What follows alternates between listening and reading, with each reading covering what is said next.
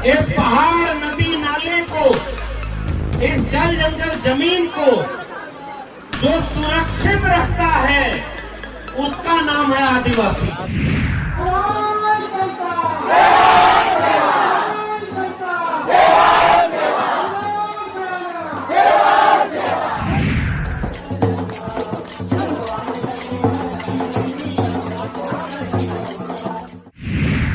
के लिए यहाँ पर मुझे आमंत्रित किया आयोजन समिति ने, और मैं पहली बार आपका इतना सम्मान पाकर के बहुत भावुक हूं कि आपने मुझे सम्मानित किया है, आमंत्रित किया है। हम लोग दिल्ली में बैठ करके पढ़ते पढ़ाते हुए ये कहते हैं, समझते हैं कि भारत के नक्शे में 3 चीजों को अगर आप बनाएंगे तो वो एक ही जगह मिलेगी। खनिज संसाधन, यानी खनिज संसाधन, जितना संसाधन मनुष्यता को चलाने के लिए चाहिए। दूसरा जंगल और तीसरा आदिवासी। ये तीनों भारत के नक्शे पर एक मिलेंगे और तीनों एक दूसरे की रक्षा करते हैं। तो ये प्रकृति में पल करके इस पहाड़ नदी नाले को, इस जल जंगल जमीन को जो सुरक्षित रखता है उसका नाम है आदिवासी। और भारत ही नहीं, दुनिया भर में जहां भी पर्यावरण कोई बचाया है और बाकी इंसानों के रहने लायक बनाया है वो है आदिवासी। वरना इस दुनिया के बाकी लोगों ने इस दुनिया को बर्बाद करने में कोई कसर नहीं छोड़ी।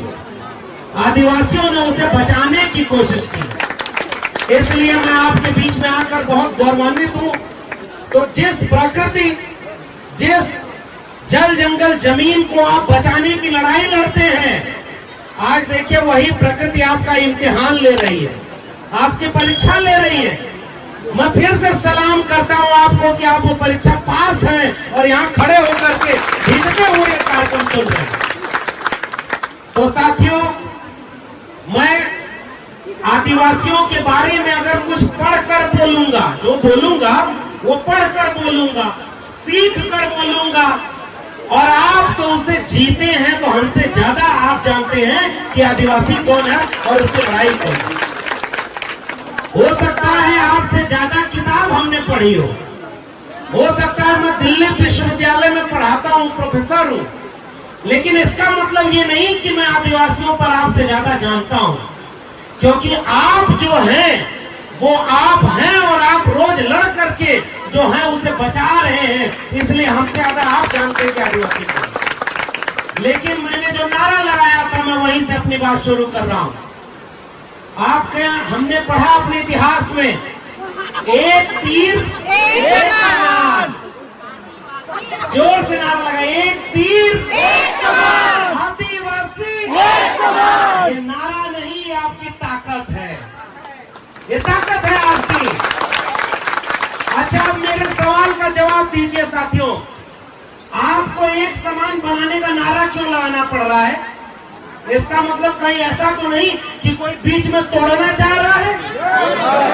कोई बीच में तोड़ना चाह रहा है, कोई अलग करना चाह रहा है, कोई अलग बता रहा है कि एक आदिवासी दूसरे से अलग है। क्या आप अलग है क्या? नहीं। कोई दूसरे से अलग है क्या? नहीं। आदिवासी अलग अलग है क्या? नहीं। सब एक समान है। क्यों?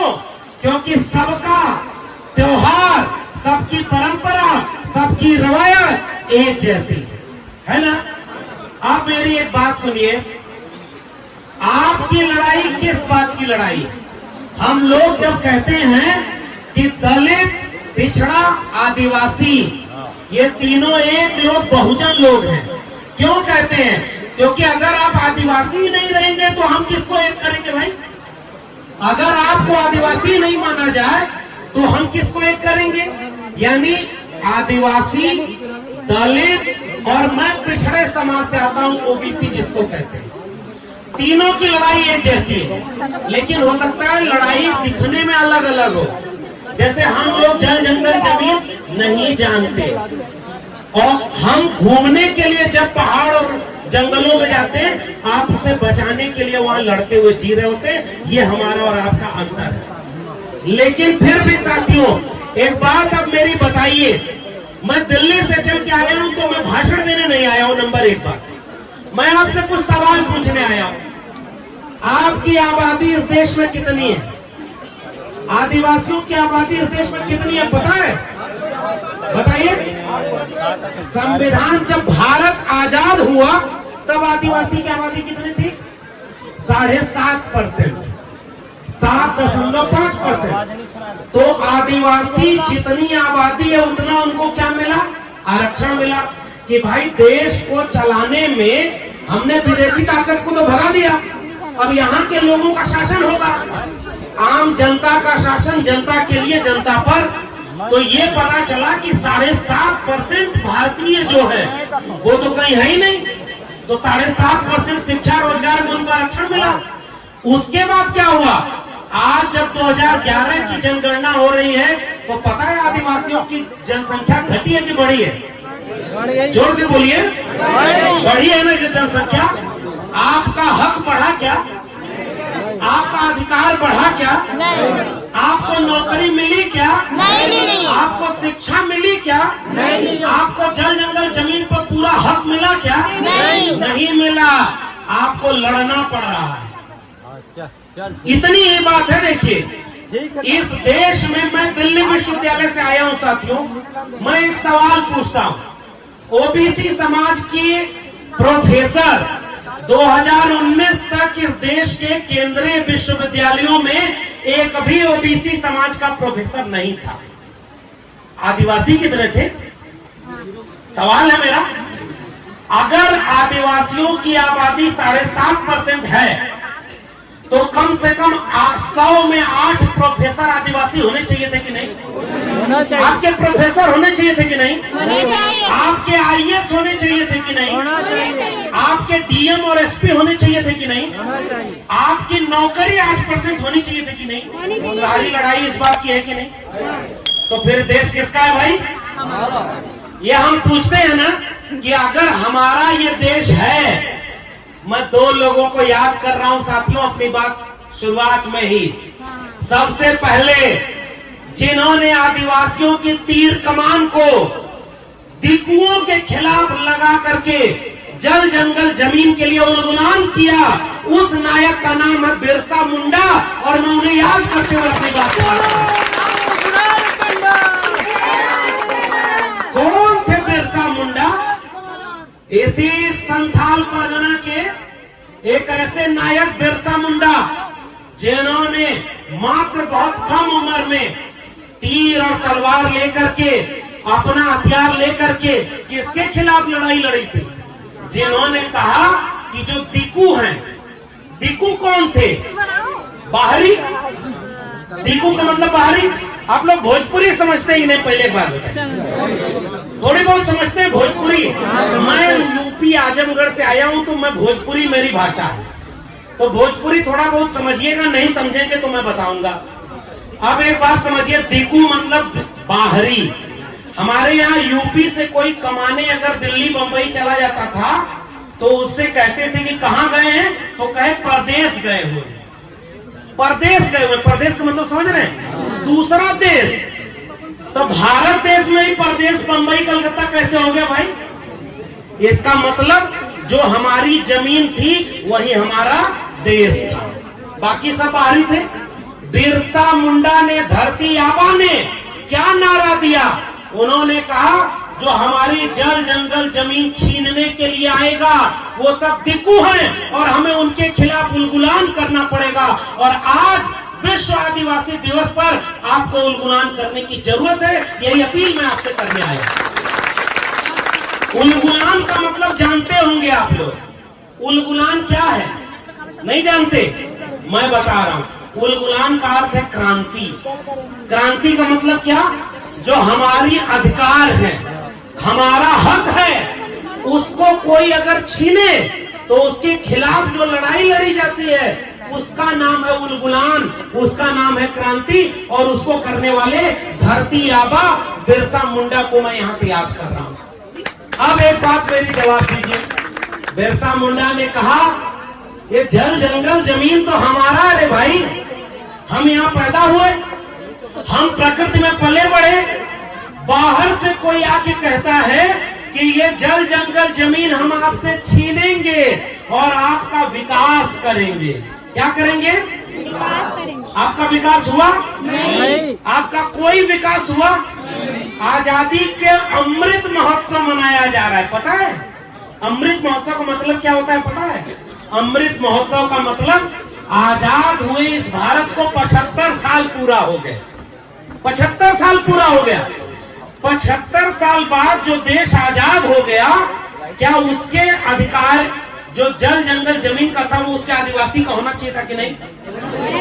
लेकिन जो लड़ाई बिरसा मुंडा ने लड़ी, जो लड़ाई सिद्धू कान्हू ने लड़ी, जो लड़ाई तिलका मांझी ने लड़ी, उस लड़ाई को लड़ने वाले जो लोग थे वो आपके पुरखे थे, वो आपके पुरखे थे ना।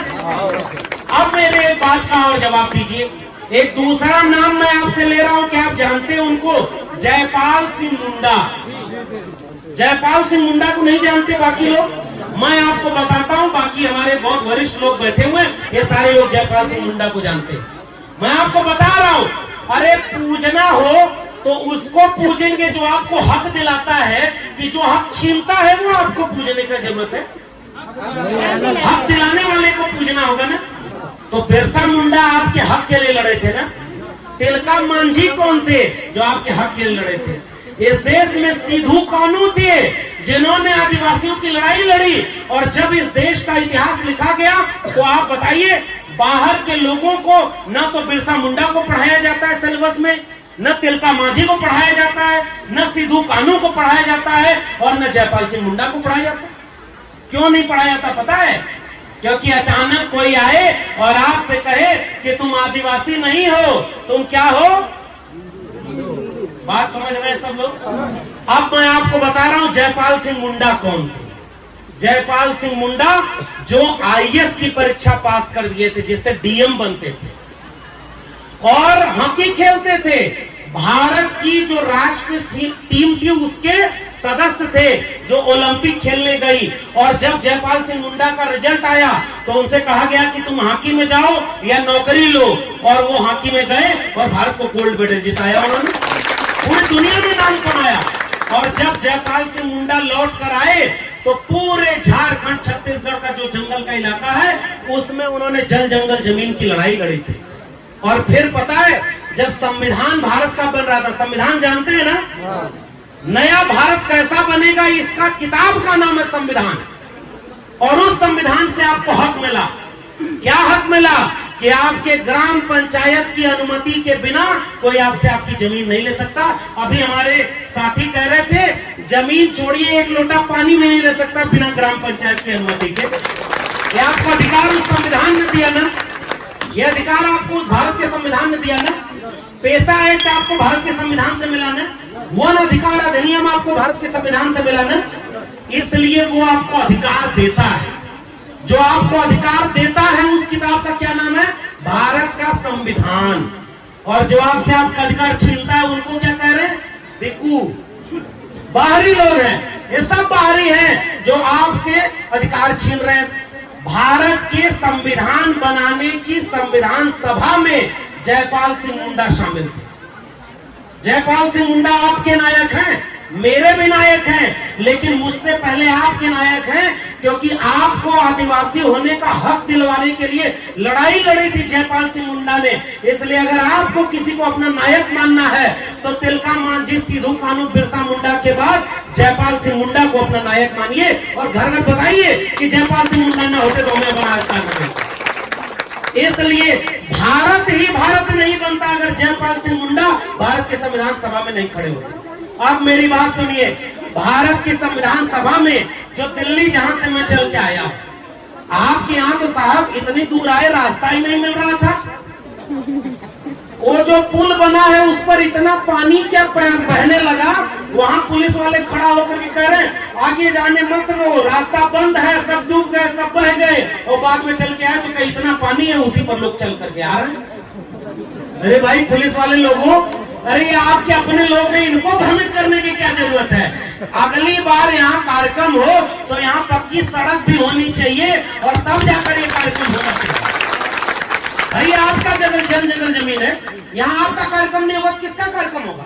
और यहाँ पर कार्यक्रम होने के लिए पूरी सुविधा होनी चाहिए। तब जयपाल सिंह मुंडा ने दिल्ली से, जहाँ से मैं चलकर आया हूँ, बहुत खराब जगह है दिल्ली, मैं उसका बुराई कर रहा हूँ, बहुत खराब जगह दिल्ली। क्यों? क्योंकि दिल्ली में बड़ी बड़ी इमारत में बैठकर, बड़े बड़े एसी में बैठकर बड़े बड़े लोग हमारे और आपके हक का सौदा करते हैं। और अगर हम जमीन की लड़ाई छोड़ देंगे तो दिल्ली वाले आपके हक को बेच देंगे। याद रखिएगा मेरे आदिवासी भाई, बहुत खराब जगह है दिल्ली।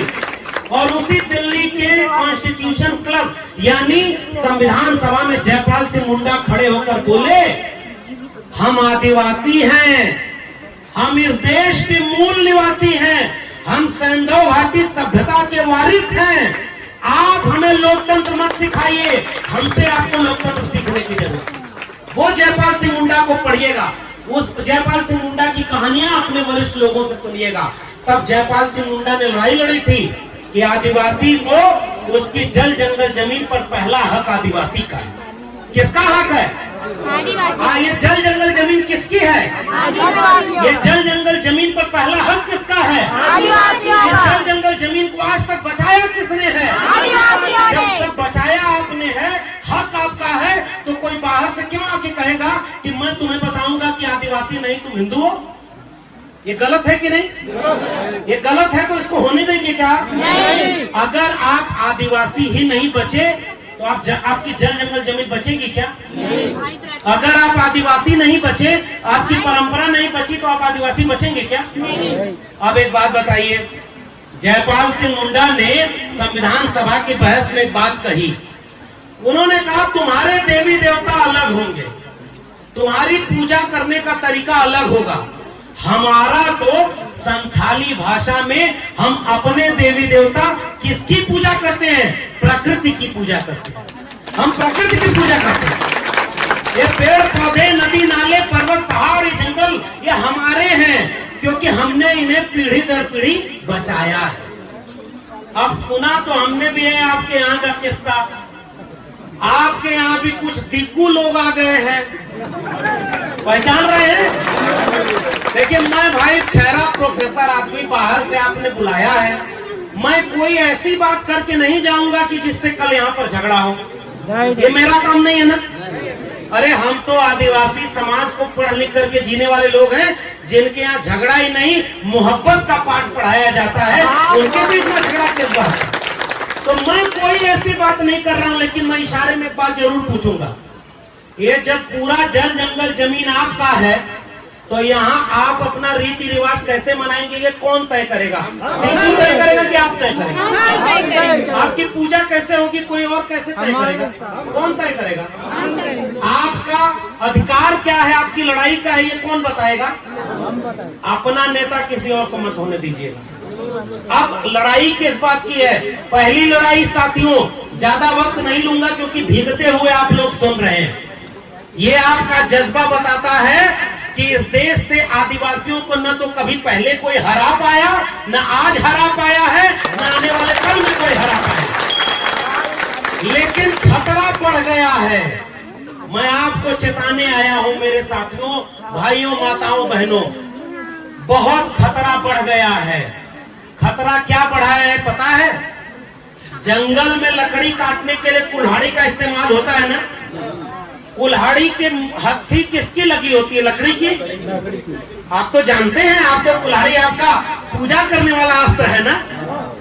एक बार क्या हुआ साहब, जब संविधान सभा में कहा गया कि जो तीर तलवार है ये सब पाबंदी लगा दी जाए, इसको कोई इस्तेमाल नहीं करेगा। जयपाल सिंह मुंडा खड़े होकर के कहे कि ये तीर और कमान हम आदिवासियों की पहचान है, तुम्हारे लिए ये हथियार होगा, हमारे लिए पूजा करने की चीज है, इसका पाबंदी नहीं लगेगा। आज भी आदिवासियों की तीर कमान से छेड़खानी नहीं होती। तो उसी संविधान में जब ये अधिकार आपको दे दिया कि आपकी जल जंगल जमीन बिना आपसे पूछे कोई बेच और खरीद नहीं सकता, ये पता है कि नहीं आपको? आपकी जल जंगल जमीन आपकी है ना। कुछ लोग हैं जो आज ये बात कह रहे हैं कि हम आपका विकास करेंगे, आपकी जल जंगल जमीन हमको दे दो। असली खतरा यही है ना। मैं अभी जिस फ्लाइट से आया हूं और जिस दिल्ली से आया हूं, मैं एक कहानी सुना रहा हूं। मेरी कहानी सुनिए छत्तीसगढ़ के लोगों। आपके इलाके में थोड़ी दूर पर बस्तर है ना, गोमपाड़, वहां एक जगह है। 17 आदिवासियों को आज से 13 साल पहले इस राष्ट्र और राज्य की पुलिस और सेना ने मिलकर मार दिया। पता है कि नहीं आपको? बस्तर के गोमपाड़ में उनको मार दिया। और जब उनकी लड़ाई सुप्रीम कोर्ट तक लड़ने के लिए आदिवासी गए, तो अभी इसी महीने क्या फैसला आया सुप्रीम कोर्ट से पता है? उसमें ये फैसला आया है कि आदिवासियों को किसी ने नहीं मारा, अपने आप मर गए। और दोषी कौन है? जो उनके न्याय का हक मांगने के लिए मुकदमा किया, उन्हीं के ऊपर 5 लाख रुपए का जुर्माना लगा। ये पता है कि नहीं? ये मैं बता रहा हूं, फिर से जानिए। अगर ये देश भी आदिवासी का है तो वो 17 लोगों को मारने वाले कौन लोग थे भाई? एक लड़का है, मैं दिल्ली विश्वविद्यालय से आया हूं और परसों नरसों एक कार्यक्रम वहां हुआ था। केवल जश्न मनाना, आदिवासी दिवस मनाना नहीं है साथियों। आप और हम तो जश्न मना ले रहे हैं। कल को ये जल जंगल जमीन नहीं बची तो 50 साल बाद आपकी आने वाली पीढ़ी आपसे पूछेगी कि मेरे पिता और माता या बड़े भाइयों, तुम्हारे सामने मेरी जल जंगल जमीन छीनी जा रही थी, तुम क्या कर रहे थे? तो आप कहेंगे कि हम विश्व आदिवासी दिवस मना रहे थे। ये सवाल का जवाब दे पाएंगे उनको? आप उनसे आंख मिला पाएंगे? वो बच्चे आपको माफ करेंगे? अरे हमारे पहले तिलका मांझी, सिद्धू कान्हू, बिरसा मुंडा, जयपाल सिंह मुंडा की इतिहास था, तो ये जल जंगल जमीन आपका था। 50 साल बाद अगर यही रहा, ये जल जंगल जमीन बेच दिया, तो आप अपने बच्चों को क्या दे के जाएंगे? आप उनको देने के लिए कुछ बचेगा? कि किस बात के आदिवासी वो होंगे? नंबर 1 बात यही आपसे गुजारिश करने आया। आपसे कहा जा रहा है कि हम आपका विकास करने आए हैं, लेकिन आपसे आपकी जल जंगल जमीन छीनी जा रही कि नहीं? सही से बताइए। सिलगेर का एक जंगल है ना, हसदेव का एक जंगल है, उधर आंध्रा से लेकर के महाराष्ट्र तक चले जाइए, वहां भी जंगल है। राजस्थान में भी आदिवासी है। आपका रिश्ता राजस्थान वाले आदिवासी से है कि नहीं है? है कि नहीं? जोर से बोलिए। आंध्रा के आदिवासी से है कि नहीं? तमिलनाडु के आदिवासी से है कि नहीं? मध्य प्रदेश के आदिवासी से है कि नहीं? झारखंड के आदिवासी से है कि नहीं? एक तीर एक कमान। इसलिए पहला खतरा मैं आपको बताने आया हूँ, आदिवासी को आदिवासी से लड़ाया जा रहा है। सच है कि नहीं? जंगल काटने के लिए कुल्हाड़ी का इस्तेमाल होता है। मेरा किस्सा सुनिए। उस कुल्हाड़ी से जब जंगल को काटा जा रहा था तो लकड़ियों ने विद्रोह कर दिया। किसने? जंगल की लकड़ियों ने। तो जो कुल्हाड़ी चला रहा था उसने उस लकड़ियों से क्या जाकर कहा पता है? तुम इस कुल्हाड़ी का विरोध क्यों कर रहे हो? इस कुल्हाड़ी में जो हत्था लगा है वो लकड़ी तो तुम्हारी है। समझ गए कि नहीं? और जंगल की लकड़ियों ने विद्रोह नहीं किया और एक दिन सारा जंगल काट दिया गया, क्योंकि जंगल की लकड़ियां कुल्हाड़ी के साथ खड़ी हो गई थी, क्योंकि कुल्हाड़ी में लकड़ी उन्हीं की थी। आपके लोगों को ही आपके खिलाफ भड़काया जाएगा। भड़काया जा रहा है कि नहीं? मुझे पता नहीं, मैं आपसे पूछ रहा हूँ, आपके लोगों को आपके खिलाफ खड़ा किया जा रहा है कि नहीं? क्या आप अपने लोगों से लड़ेंगे? आप अपने लोगों से लड़ेंगे? हाथ उठा के वादा करिए कभी अपने लोगों से लड़िएगा मत। अगर कोई भटक गया तो उसको बैठा के समझाइए, उससे सवाल पूछिए, उससे ये पूछिए कि जल जमीन की लड़ाई हमारी है कि नहीं।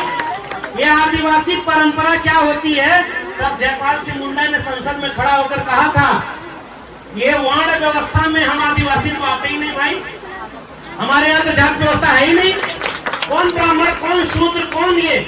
हम तो आदिवासी लोग हैं, हम जल जंगल जमीन को मानने वाले लोग हैं। हमारे खुदा, हमारे भगवान, हमारे लोग हैं जिनको प्रकृति की पूजा करते थे।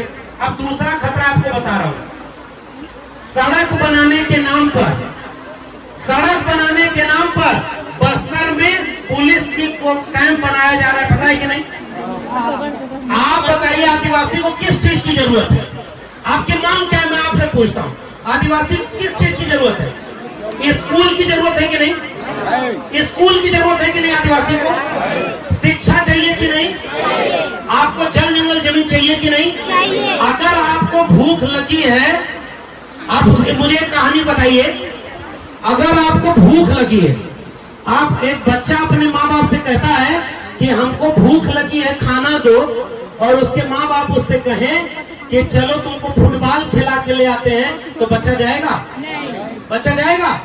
बच्चा रोएगा कि नहीं? लगी है भूख खाने की और तुम फुटबॉल खिलाने ले जा रहे हो। हमको चाहिए जल जंगल जमीन और तुम सड़क बना रहे हो। समझ गए कि नहीं? हमको चाहिए हमारी संपत्ति और हमको चाहिए स्कूल और तुम वहाँ पुलिस कैंप बना रहे हो। पुलिस कैंप चाहिए कि स्कूल चाहिए? स्कूल चाहिए कि नहीं? शिक्षा चाहिए कि नहीं? आदिवासी की लड़ाई शिक्षा की है ना। जो धर्म और के नाम पर लड़ाने आए उससे पूछिएगा कि मेरे बच्चों की शिक्षा कहाँ है। यही लड़ाई है ना मेरे हिसाब से। मैं भाई प्रोफेसर आदमी हूँ, बाहर से आया हूँ, मैं जानता हूँ कि शिक्षा की अहमियत क्या होती है। और तब जयपाल सिंह मुंडा ने कहा था अब तीर और कमान को कलम और किताब से तकदीर बदल देना है, तब आदिवासियों का कल्याण होगा। आज आपके हाथ से कलम किताब तीर तलवार सब छीना जा रहा है, ये सबसे बड़ा संकट है। अब दूसरी बात बताइए, हमारे यहाँ एक कहावत चलती है, हमारे यहाँ एक कहावत है भोजपुरी में। एक बार क्या हुआ कि एक बच्चा था, वो मांग रहा था कि हमको लड्डू दे दो, और माँ उसका चप्पल जो पैंट का नाड़ा होता है उसको ढीला कर दिया। अब वो किस बारे में परेशान है पूरे दिन कि हमारा पैंट सरक न जाए। आदिवासी मांग रहे हैं कुछ और उनको दिया जा रहा है कुछ और। ये सवाल है कि नहीं? अब दूसरी बात, सरकार किसी की भी नेतागिरी पर हमें कोई बात नहीं करनी। अगर इस जंगल को खोल दिया जाएगा, पेड़ काट दिया जाएगा, तो यहाँ क्या बचेगा? जंगल बचेगा? ये पहाड़ बचेंगे? जब पहाड़ और जंगल नहीं बचेंगे तो ये आदिवासी बचेंगे? जब आदिवासी नहीं बचे, पृथ्वी नहीं बची, तो इंसान बचेंगे क्या? ये बाकी हम जैसे लोगों को आपको समझाने की जरूरत है कि आदिवासियों को बचाओ अगर इस दुनिया में इंसान को बचाना है। बात समझिए इसको, इंसान को अगर बचाना है तो आदिवासी को बचाना है, और आदिवासी को बचाना है तो आदिवासियत की बचाओ। मैं ओबीसी समाज से आता हूँ, हमारे यहाँ भी खेती किसानी की परंपरा चलती है। गेहूं बोया जाता है तो गीत गाते हैं, धान रोपा जाता है तो गीत गाते हैं, फसल की कटाई होती है तो गीत गाते हैं, फसल की पूजा होती है। आपके यहाँ भी यही सब होता है ना? आपके यहाँ भी गीत गाते हैं ना? आपके यहाँ भी अनाज की पूजा करते हैं ना? आपके यहाँ भी पेड़ पत्तों की पूजा करते हैं ना? तो हमारा और आप एक हुए कि नहीं हुए? ये ओबीसी और आदिवासी एक हुए कि नहीं हुए? ये दलित समाज के लोग भी यहाँ बैठे होंगे। दलित समाज को अछूत समझा रहा, दलित समाज को मंदिर में नहीं जाने दिया, दलित समाज को छू दिया तो अपवित्र हो गए। तो दलित समाज भी कहा कि हमारा भी परंपरा वो नहीं है और वो हम भी प्रकृति की पूजा करने वाले लोग हैं। तो दलित पिछड़ा आदिवासी तीनों एक हो गए कि नहीं? आपको लड़ाने वाले लोग आएंगे और आपसे कहेंगे कि तुम आदिवासी नहीं हो, हिंदू हो। तो आपसे पूछिएगा उनसे, अगर आदिवासी भी हिंदू था तो हमारी शिक्षा कहाँ है? हमारे प्रोफेसर कहाँ है? हमारी जल जंगल जमीन पर हिस्सेदारी कहाँ है? अब एक तीसरी घटना सुना रहा हूँ। 2019 की बात है, बहुत वरिष्ठ लोग बैठे हुए हैं।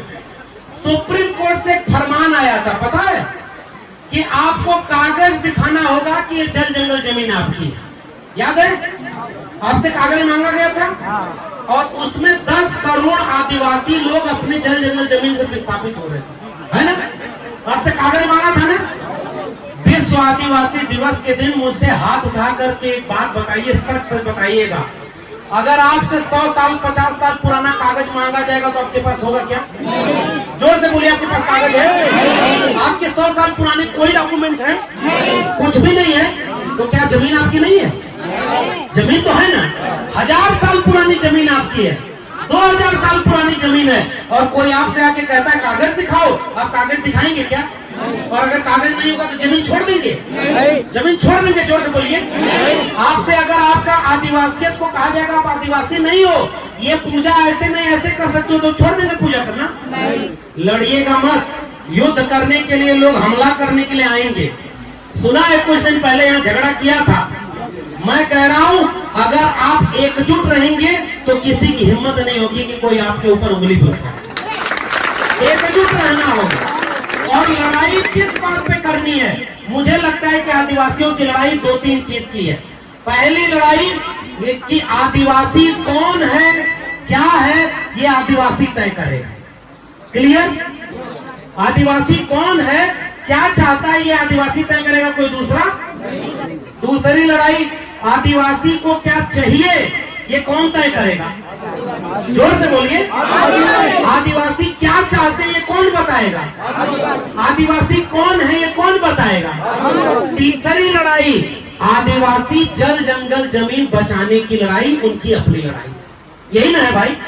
हम तो इतना ही समझते हैं, हम बहुत नादान हैं, हम बहुत कम जानते हैं आदिवासियों के बारे में। आपके सामने आए हैं तो हिम्मत लेकर जा रहे हैं, हिम्मत लेकर जा रहे हैं कि हमारे जंगलों में ऐसे आदिवासी खड़े। और मैं अभी रायपुर आ रहा था तो एक महिला के साथ आया हूं, उसका नाम कितने लोग जानते बताइएगा?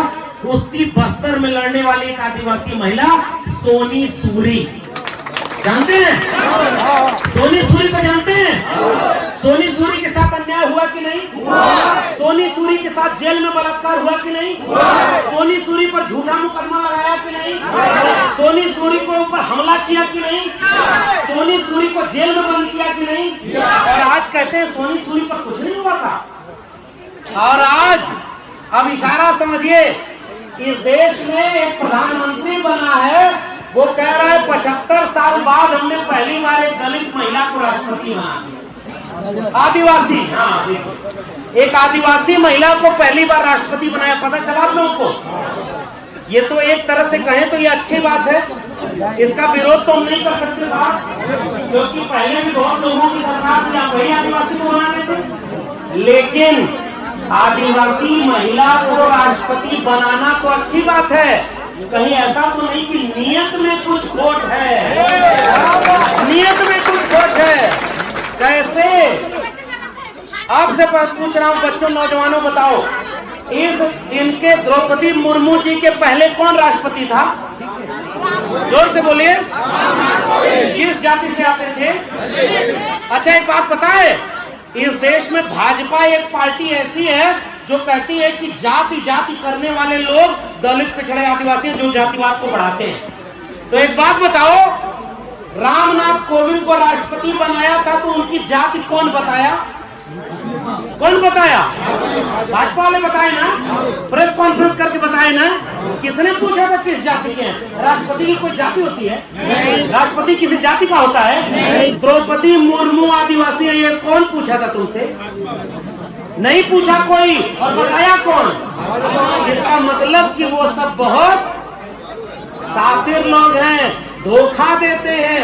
अब उदाहरण दे रहा हूं, सुनो आदिवासी समाज के लोगों, मैंने पहले भी कहा था, इस देश की बड़ी बड़ी राजधानियों में आपके पुरखों के हाथ से बनाए हुए ईंट बालू सीमेंट से बड़ी बड़ी जो इमारत खड़ी हुई है ना, वहाँ आपके बच्चों के भविष्य को बेचा जाता है। इसलिए उस दिल्ली के खिलाफ सजग रहना। आपके बच्चों को बर्बाद किया जा रहा है वहाँ पर। कैसे? रामनाथ कोविंद दलित थे, रामनाथ कोविंद दलित थे, और दलितों जैसे आपके यहाँ एक पेशा एक्ट है ना सर, आपके यहाँ वन अधिकार अधिनियम है ना, बिना आदिवासियों की ग्राम पंचायत में कोई जमीन नहीं छीन सकता, आपके यहाँ कोई पेड़ नहीं काट सकता, ये आपको हक मिला है ना। अनुसूची 5 में शामिल है ना, उसमें संशोधन भी कोई नहीं कर सकता ना। ये सब कौन बना के गया? भारत का संविधान। ऐसे ही दलितों के लिए एक कानून बना था, SC/ST atrocity prevention act. Hindi में बता रहा हूँ, पहले अभी सोनी सूरी का बात कर रहा था ना मैं, सोनी सूरी का मैंने अपने चैनल पर इंटरव्यू लिया है, कभी मौका मिले, मुझे पता नहीं ये बात यहाँ कहनी चाहिए कि नहीं, मंच पे बहुत वरिष्ठ लोग बैठे हैं, कि मेरा YouTube चैनल देखिए। अरे जिनके यहाँ आने के लिए सड़क तक 75 साल में नहीं बनी, वो YouTube चैनल कैसे देखेंगे? मैं तो शर्म कर रहा हूँ, कैसे YouTube चैनल पे देखेंगे? इस देश में वहाँ एक प्रधानमंत्री बैठ के कहता है डिजिटल इंडिया हो गया। आपके यहाँ कोई स्कूल है ढंग का क्या? नहीं। कोई एटीएम है क्या? नहीं। कोई बैंक है क्या? नहीं। इस बात का डिजिटल इंडिया हो गया भाई। डिजिटल इंडिया किसके लिए हुआ है पता है? अंबानी और अडानी के लिए। अंबानी अडानी कौन है पता है? अंबानी और अडानी इस समय भारत के नए नए देवी देवता हैं, उनकी पूजा होती है। और ये जो बड़े बड़े पद पर बैठे लोग हैं ना, थोड़ा छत्तीसगढ़ सरकार के खिलाफ भी बोल दूं क्या? बोलना जरूरी है भाई।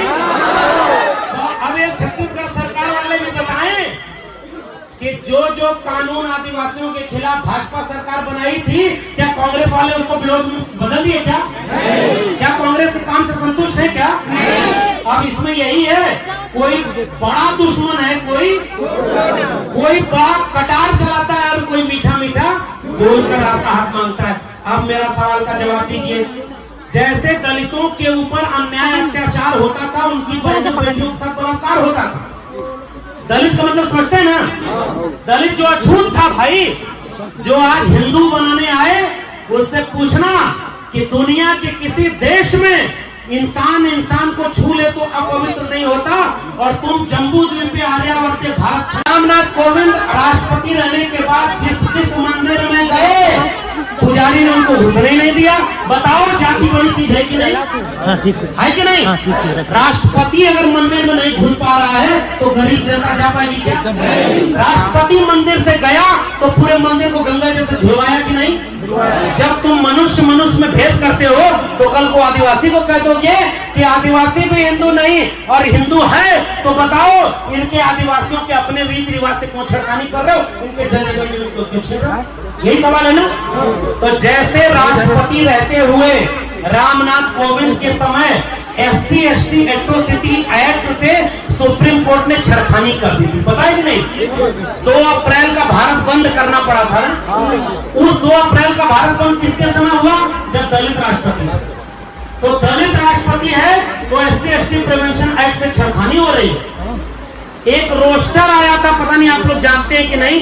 13 पॉइंट रोस्टर, 13 पॉइंट रोस्टर, जानते हैं नहीं जानते होंगे? अरे सुनिए, मैं जिस विश्वविद्यालय में प्रोफेसर बना हूं ना, मैं आज भी खोजता हूं कि मेरे बस्तर के, मेरे झारखंड के, मेरे राजनांदगांव के किसी आदिवासी को खोजता हूं जो दिल्ली यूनिवर्सिटी का कोई प्रोफेसर बन के मेरे साथ खड़ा हो, मुझे नहीं मिलता है। बताओ 75 साल का इस देश का कौन है? कौन वाइस चांसलर है जो आदिवासी है? क्यों नहीं बने भाई आपके लोग प्रोफेसर? ये मेरा सवाल है। 13 पॉइंट रोस्टर आया था, पता है? उसमें 13 पॉइंट पर रोस्टर को रोक दिया और 14वां पद जो बनता तो वो आदिवासी को बनता। यानी अगर किसी यूनिवर्सिटी में 14 पोस्ट आती तो 14वीं किसको मिलती? आदिवासी को। जोर से बोलिए। और रोस्टर कितने पर रोक दिया? 13 पर। आदिवासी का नंबर ही नहीं। बताओ किसके कार्यकाल में हुआ था? 5 मार्च का भारत बंद करना पड़ा ताकि इस देश के बड़े बड़े विश्वविद्यालयों में आदिवासी भी प्रोफेसर बने, आदिवासी भी वाइस चांसलर बने, आदिवासी भी पढ़ लिख करके देश चलाए। वो काम नहीं हुआ।